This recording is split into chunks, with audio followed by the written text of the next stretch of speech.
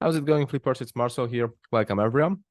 In this video, I will break down Euro USD trade from yesterday with a bar replay, starting from the 4-hour all the way down to the 1-minute time frames. And yeah, actually, this trade ended up as a stop loss, but in reality, I couldn't even open it because even before I could place the position on Metaphor, price already did hit stop loss on TradingView. So yeah, in my journal, I just did put this trade as a stop loss, but in reality, in real time, it was a no loss for me because technically I couldn't open it on my live trading account and on any trading account. So yeah, well, I will just break it down for you because I sent you a markup update that was referring to this trade and it didn't work out. And I found the reason that why wasn't it working out. So giving you a small context on the 4-hour time frame, you know, price has mitigated the 4-hour demand down here ever since the demand mitigation began a bullish trend, breaking above supply areas over and over again, taking out supplies over and over and over and over again. And that's the pattern right here. We are looking for bullish continuations. But right here, something has changed because price has mitigated the less recent 4-hour demand region right here, mitigated exactly the 50% of this zone. And after this mitigation, it just couldn't break the structural high right here with this movement. Instead of breaking the structural high point, it just reacted on some source of supply right here. Then it broke the structure to the downside on the 4-hour time frame again here, mitigating deeper regions of this demand. Okay, so what was the trade idea? We can see that the break of structure has really happened from this supply up here from this weak zone. The supply has been mitigated already on the 50% and price created a nice push away from this supply. Even on the 50-minute time frame, it's visible. 50-minute change of character has happened there, but you will see it on the 50-minute time frame. So the whole idea was that we are looking for 50-minute supply confirmations or 50-minute demand confirmations. It will be explained on the 50-minute time frame, and we are looking for bearish continuation or bullish continuation on the 50-minute demand area. So let me just switch down to the 50-minute time frame because that's where the whole idea will be much cleaner. So here was the 4-hour supply mitigation, you know, the 50%. And right after this mitigation, price didn't really create anything impactful and volumey. It just created a small pullback to this less recent demand region where it reacted, and this reaction wasn't strong enough to actually continue this order flow to the upside to break the structural high point here. Instead of breaking the structural high point, it flipped the demand from this supply, right? So the supply flip, the demand flip has happened, and it has started from this supply here. All right, what else can we see? We can see that price has flipped, mitigated another demand down here, and price was coming from this demand region, right? So actually, I just explained it in the weekend forecast video yesterday, that this demand up here wasn't really valuable. The valuable demand was down here. And the reason we are calling this demand down here valuable is because it flipped the less recent supply here, reacted on it, and then it flipped it with one inefficient and volume movement with this candle. So basically, the order flow change has started from this demand here, and technically this demand up here, which is technically not a demand because you know, it's just a small stop in the market. I mean, price is pushing up, creating this small stop in the market where it prints a weak area, a weak demand. It's not even a whole pullback where a bullish candle, the bearish candle is getting printed here and it continues to break the structure. No, it's in just one push to the upside. So yeah, technically that's a demand region because this is a wick zone that wick below the previous candle. So basically it's a demand, but you know, not a really strong demand. It couldn't break anything. It didn't really break structure. It just created the push away from this demand and the continuation of this order flow. So yeah, this wasn't really valuable. This was valuable, but I've already explained this in the weekend forecast video. So that's the region which we care about. Price reacted on this valuable demand and flipped the supply from this region, right? So here was the last recent 50-minute supply that mitigated the demand that broke the structure here on the 50-minute time frame and 5-minute time frame also. The supply has been mitigated here, and basically the flip has happened, I would say, from this demand because you know, it's slightly broke above. I mean, these candles slightly broke above the supply, but the real break and real momentum break has happened from this weak area. So the plan for yesterday was to look for longs based on this demand mitigation and confirmation up to this supply, up to this 50-minute supply, after this 50-minute supply mitigation, look for shorts, targeting deeper demands, deeper price action regions, deeper liquidity regions. So yeah, this was an easy plan, long to short, and that's what we were looking for. So let me just switch to the bar replay and show you the plan. Okay, it's logging out. No, 1 minute time frame. So remember that the plan is to wait for the mitigation of this demand and or wait for the mitigation of this supply. So I'm just starting the replay. You can see that nice amount of liquidity is getting formed basically for the demand. So at this moment, at this region, I was expecting the sweep of this liquidity, a confirmation here, and really nice longs after that supply. That was the plan for me yesterday. That's what I was expected. But price kept pushing away from this demand. Actually, it was really a pullback movement. You can see that all of these candles are efficient, right? So not really a real nice bullish movement where you can look for long trades, because basically all of this movement was just a pullback. All efficient candles. You can see some inefficiency, for example, here. So we have a nice demand region here, but everything above it and below it is just a efficient pullback to a supply. So that was one sign for me that this supply will be able to actually print us nice confirmations. And yeah, playing it forward again, here was a mitigation of that supply.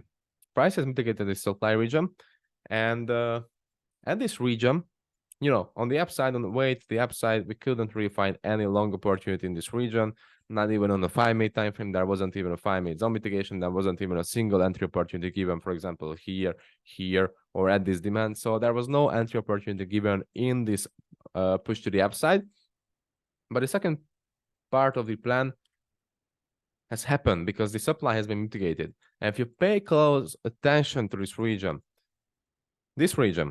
what can you see here? You can obviously see a push away, a real nice push away, and inefficient change of character to the downside.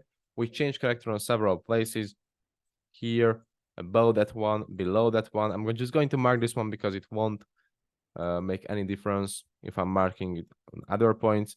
But you know, the latest change of character was basically yeah, that one. That was the latest. I mean, the last change of character, the deepest point of the change of character. So yeah, you can obviously see that price aggressively changed character with one momentumal push. And of course, it mitigated 50% of this supply area, created a V-shaped reaction. That's clean.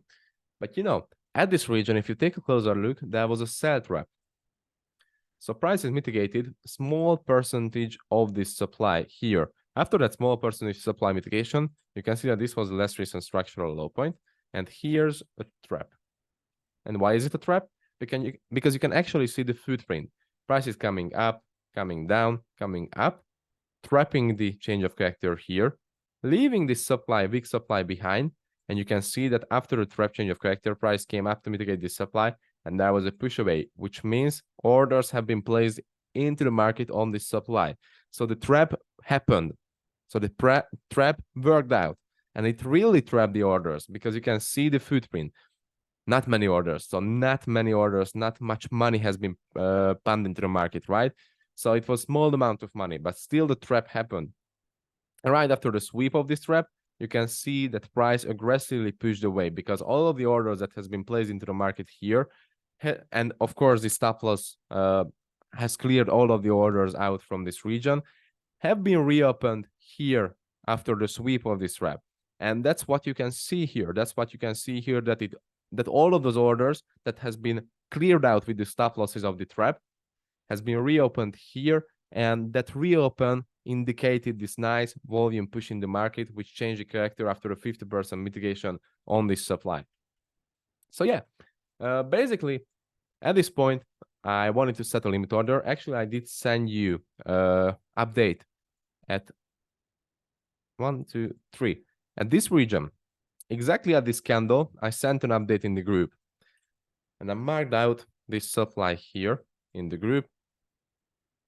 Okay, I sent you an update exactly at this candle.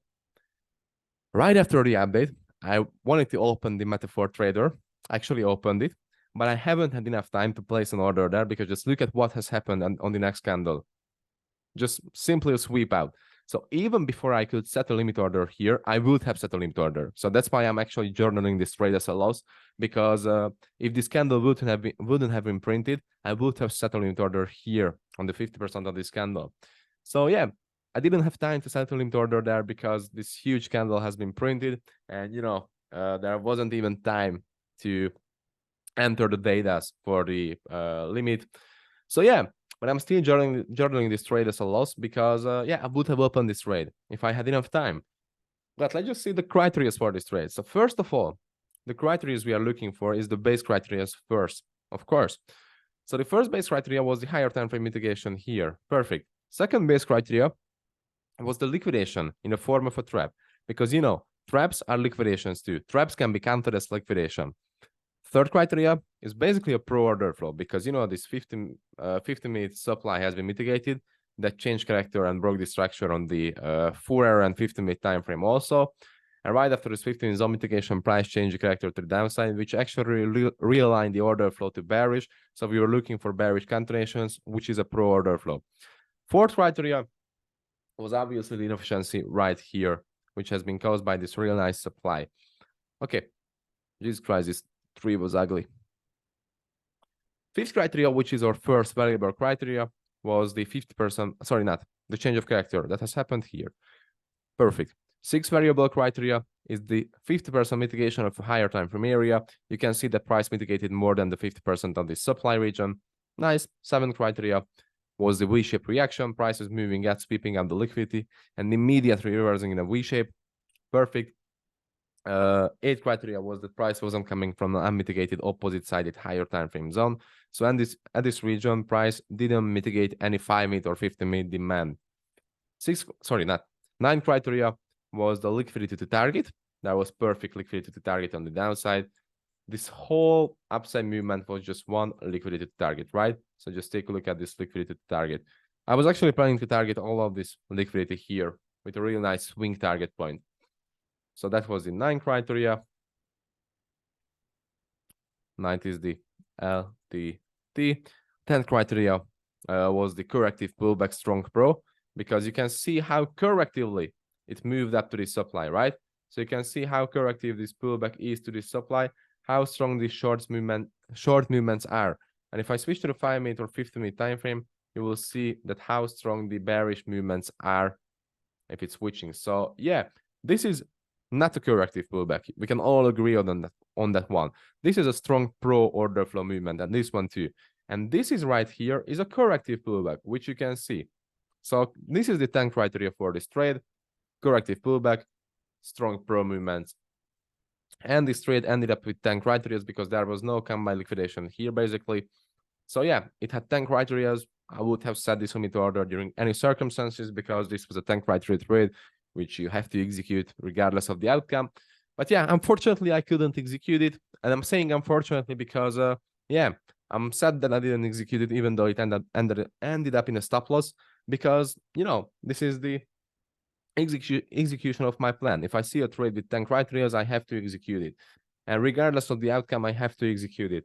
Of course, I've been protected from the loss. I mean, the real loss on my account by this huge candle, and by the time that I didn't even have time to settle it order.